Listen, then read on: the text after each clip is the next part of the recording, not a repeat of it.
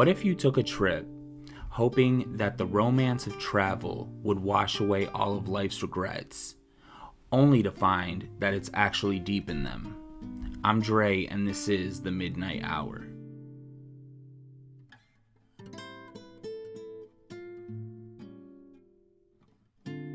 Tonight we will be diving into Mavis Gallant's Paris stories. And before we actually dive in, I would like to thank New York Review Books for generously sending me this beautiful copy of Mavis Gallant's Paris stories. It is an absolute honor to be featuring it on the Midnight Hour.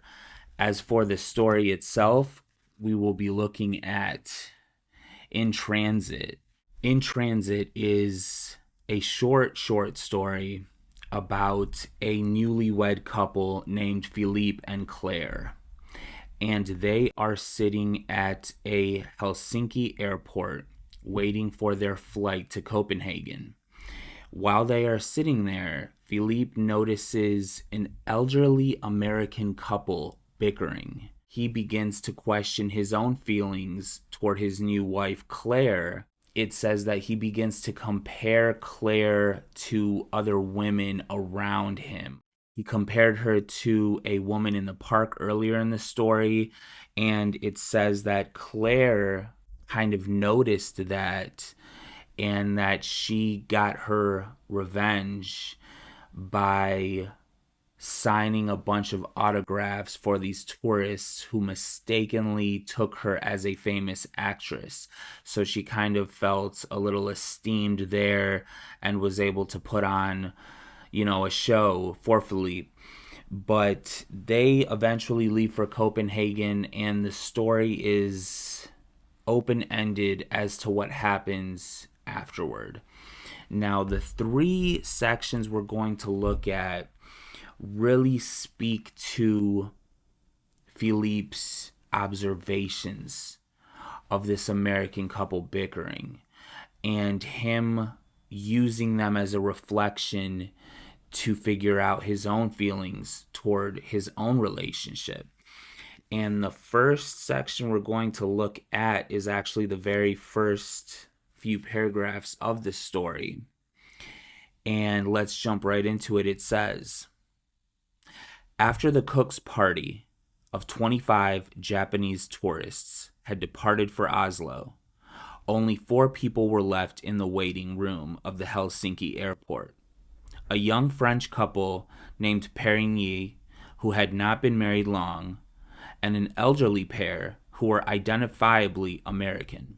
When they were sure that the young people 2 benches forward could not understand them, the old people went on with a permanent flowing quarrel.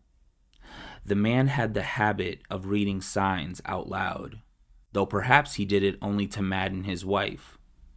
He read the signs over the 3 doors leading out to the field. Oslo, Amsterdam, Copenhagen. I don't see Stockholm. She replied, what I wonder is what I have been to you all these years. Philippe Perigny, who understood English, turned around, pretending he was looking at finished pottery in the showcases on their right. He saw that the man was examining timetables and tickets, all the while muttering, Stockholm, Stockholm, while the woman looked away. She had removed her glasses and was wiping her eyes. How did she arrive at that question here, in the Helsinki airport? And how can he answer? It has to be answered in a word. Everything, nothing. That right there shows you the 2 dynamics of these 2 couples. And that Philippe is not only observing this elderly couple going through it, but he's also sensitive to their feelings and romantic feelings overall. He knows that question which the wife asked is so out of place here at this airport at this moment in time when the man is so wrapped up in these trivial things. And the next part that we're going to look at actually helps us understand why she places that question in the first place. And the second part is, in the next world, we will choose differently, the man said. At least I know you will. The wild thoughts of the younger man were, they are chained for the rest of this life. Too old to change? Only a brute would leave her now? They are walking toward the door, marked Amsterdam, and she limps. That is why they cannot separate. So that shows us right there that this man is taking care of his wife. It is a lifelong commitment, and it helps us understand why she places that question earlier in the story. She probably is feeling so low mentally and just emotionally. Is she a burden? Is she something that he'd rather not put up with? But he says that in the next life we'll choose differently, and I know you will choose differently. So he almost turns the tables on her and deprecates himself as opposed to putting it all on her and her shoulders. So the third section that we're going to look at right now is actually really short, and it is when Claire asks Philippe about his ex-wife. And he basically sums her up perfectly in this short section, and it says, she's 27 now. She was afraid of being 27. She used to quote something from Jane Austen, an English writer, he said, as Claire frowned. Something about a woman that age never being able to hope for anything again. I wonder what she did hope for. I would say in a single word, life. That is life in a nutshell.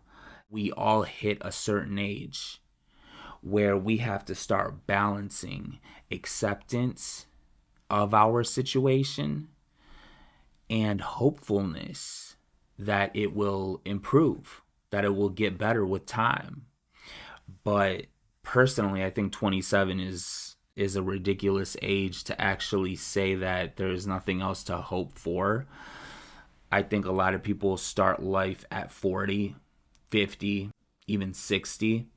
So I don't really agree with it.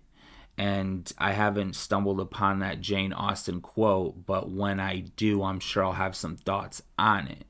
Now, because Philippe sums up his ex-wife that way, I feel like she's the type of person who was afraid to hit 27 years old because there's nothing else for a woman to hope for at that point. She wanted to live for today. She wanted to live as much as possible and have as many experiences as possible. And it even says that she kind of ran around on Philippe. She was unfaithful. She couldn't concentrate enough on one person. She couldn't make marriage work. And that's pretty much the type of person that would want to have as many experiences as possible before hitting a certain age and hitting that ceiling of not being able to fly any further. But again, I don't think 27 is really a right representation of that feeling. But it was to Philippe's ex-wife. He doesn't want Claire to be anything like his ex-wife. It says in the story they've only been married for 8 days. Perhaps they let the honeymoon phase run a little too rampant in their minds, and they just went all in when they should have taken a little bit more of their time and realized, okay, am I going to regret this decision? Because if Philippe ends up like this old gentleman that he was observing at the beginning of the story, that's going to be a tough life. Not because he would be there for Claire, but because he knew that it was a mistake to get married in the first place. He's already been there. He's already been married once, so he should know better.